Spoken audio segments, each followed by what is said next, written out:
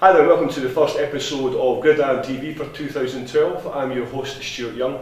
On today's show we'll be joined by Youth Development Officer for American Football in the Lothians, Cramb.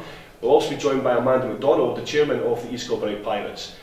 Also we'll be talking to Mark Moss, who's the Head Coach of the London Blitz, and also Geraint, who's the Head Coach of the South Wales Warriors. So don't go away, we'll be right back.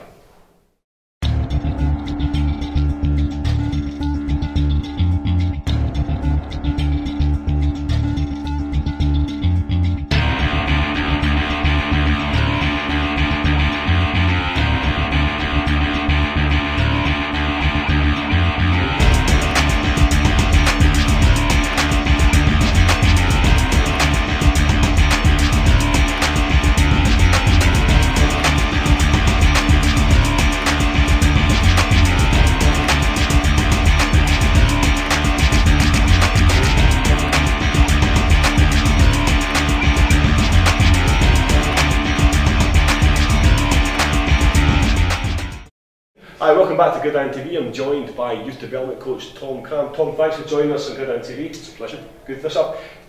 Tom teaches youth development in the Lothians. Tom, you want to tell people a bit more what you do?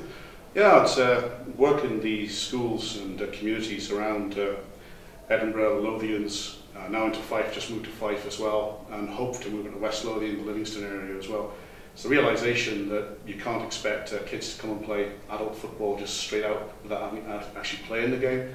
So trying to develop the sport, give them an opportunity to play non-contact flag football, and then get school leagues going. So they have experience, before they come to the senior game, they've got the experience of the contact at the lower levels, give them a chance to find out what's their sport, what they're interested in. It's not all of that, you're taking kids off the streets, you're getting them involved in something that they'll feel excited to get involved in, it keeps them out of trouble, but you also teach them, I suppose, respect for themselves, respect for others, and also the fact of fitness and development.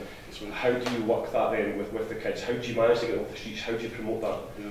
Well, we have to work hand in glove with the schools, the active schools right the way across the region. It's funny, the ethos of American football fits almost exactly with the things the schools are trying to instill into kids: self-control.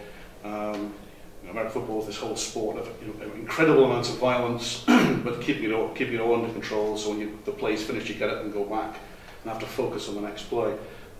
So you work with the schools, do taster sessions, primary schools, flag football, get the kids running around playing some games. In the senior schools we try and work something more serious. So you start off with very basic, right down to this is a ball, so it's a completely different concept. And a lot of the school kids have never played American football, they're all soccer kids, they all play soccer at school. And so even the best athletes are faced on a level playing field, and that for some of the schools is really important, because it's the kids who are normally good at everything have to start at the same level as everybody else. I remember I joined you once at Pinky Primary School, where I came along as a rules player at the time, and the kids, the numbers you had were very good, overwhelming 20. Yeah. What kind of numbers are you getting now? You get a lot of interest in the kids? Well, we get the taster sessions are normally part of curriculum time or part of the activity. All schools have activity weeks where there's a whole bunch of different sports come in, and they try and interest kids in their particular sport. So you'll normally start with a large group of kids and you're trying to look for the kids who kids who are naturally good at the sport. Some kids just get the whole idea. If you get a kid who can pick a football up without any coaching and throw it 20-30 yards, you instantly get interested in that sort of thing. But there's also the kids who maybe don't look much, but they can catch anything you throw at them. So sometimes you have kids who don't have much speed, but they have great hands. Sometimes you see kids who pick up the positional ideas and pick up the concepts, can run good routes. As you'll know from your own time as a player, running accurate routes, without doing that you can't throw the ball. Yeah, I just understood it. I remember that. But that's the whole thing, that you're looking for different things, but mainly for enthusiasm. And then when you go to your after-school clubs, you basically, the numbers of course are much less, and they can be, as long as you have 6 to 10, you can run 2 5-side teams. But it's, again, what we talked about there with getting kids in development, it's 6 to 10 more kids off the streets and not getting in trouble, and it's keeping them away from things like drugs and crime and things like that. So it's really important. I mean, I spoke to you earlier on before the show. We get involved in the parliamentary group for American football, and it's key to try and get funding for the kids and to try and get them off the streets. That's right. I mean, you've experienced in football, and I mean, you've played it for what, 30 years now, which is really important, and you're bringing on all this experience to these kids across the board. Now, I mean, how much do you think these kids will take that enrol with it? Do you think they're going to come up to the rules level, or not necessarily, but go to different teams as well? Well, certainly we have a number of players who are now playing university level that have been through the Wolves youth structure. Same across the country. With the great thing is seeing so many great youth programs developing, and the Pirates have developed a great program as well. It's the way forward. Yeah. But a number of Edinburgh Wolves players, Ross Young, Jamie Morrison, a couple of other guys who actually came right the way through. They're true Wolves. They were involved in my school programs, but they were also under 16, went to the under 19 with the Forth Valley, and they've come through. And actually, Ross, started running back 2 years ago, and Jamie came in and did a really good job at quarterback last year. But they're also going on and played at the university level, and I know of several guys who are starting in universities across the country, and 3 or 4 from this year's crop of young guys will also be starting at the universities when they go next year to do that. It's really important that we have, we have that outlet. A lot of schools just don't want people to come in and just mess around with kids, and then there's no one for them to go.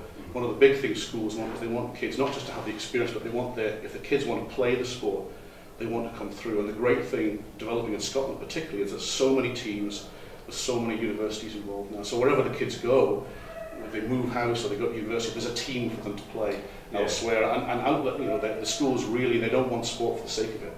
They really want something that commits to the kids and gives the kids something to go to, rather than just, okay, that's it, end of 6 weeks, that's you done. I think it's the key thing about American football, and what we've got above football and rugby and things like that, it's something new, it's different. That's right. And that sort of attracts people like a migrant, doesn't it? It really sort of say, well, I've never seen this before, we wear helmets and pads, it's fantastic. You talk about also the development you're doing, also what the children are doing, we'll talk to Amanda later on about that. What other sort of projects are across the UK at the moment that you know about? Well, there's the exciting thing, and something that we want to try and we've really pushed towards in Scotland, is the development of football academies. And the one that's best known in the UK is down in Bristol, the Filton Academy. There's also a great setup down in Woodham, which is Newton Aycliffe, the Woodham Warriors, who do very well, and the Inverness Blitz organisation. Obviously champions as well. One champion beat Woodham in the championship. They've had a really strong integrated programme.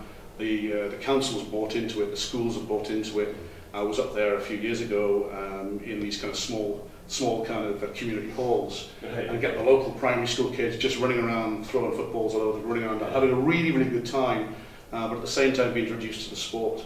And that's the important thing. I think part of the problem is that in the 80s, when the sport was huge, no one really invested in young players, and the sport suffered as a result. When that generation retired or got old and still played, but there was no one coming through underneath. There was no university stuff. And the exciting thing now is that almost every club in the country, and there's a commitment nationally now that if you want to play senior football, you're going to have a junior, so an under-19 structure. You're going to have to develop players, and of course it provides longevity for programs. It's difficult, it's time-consuming, and ultimately it's expensive to do it right. I do a lot of it voluntarily at the moment, but it needs to be done in order to make it does, and I think that's key. We need to get the government involved as well. That's right. I mean, we're talking about politics on the show. This is what the show's not all about. It's really, when you look at the structures of the youth system, you're right what you're saying. It's developed so much in the year, and the youth is absolute key for the sport to survive in this country. We see FBU coming across. I noticed Steve Quinn's post on Facebook recently where they had this American Combine and all these games that had on, which is fantastic. Do you think we might be able to get something like that in the UK? You've got the kids together, this one big combine, a bit like the FBU are doing. It's part of that programme. It's learning to work together. There's no secret that football in Scotland has always been fairly clannish, but I think there's a new generation of coaches and administrators who want to put that to the past and really want to work together. I mean, Scotland, we have a lot of players, a lot of teams. For the numbers of people in Scotland, we have a lot of football activity. Exciting news that there's a new team, hopefully up and running at Aberdeen, the Roughnecks in Aberdeen. That's right, and the long term, we have to work together. There's not enough of us. We can't afford to sort of cut each other's throats. We have to work together. We have to pool the resources that we have.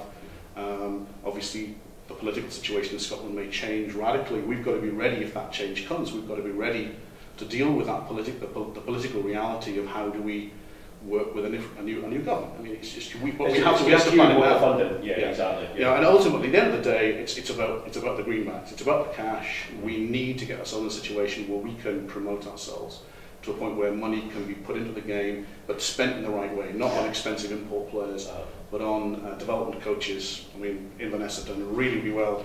Actually, they've had a full-time development officer, but it's taken a lot of effort to get that done. But that's the way forward, I think, because that'll be good, and it's great to come on here and talk about it.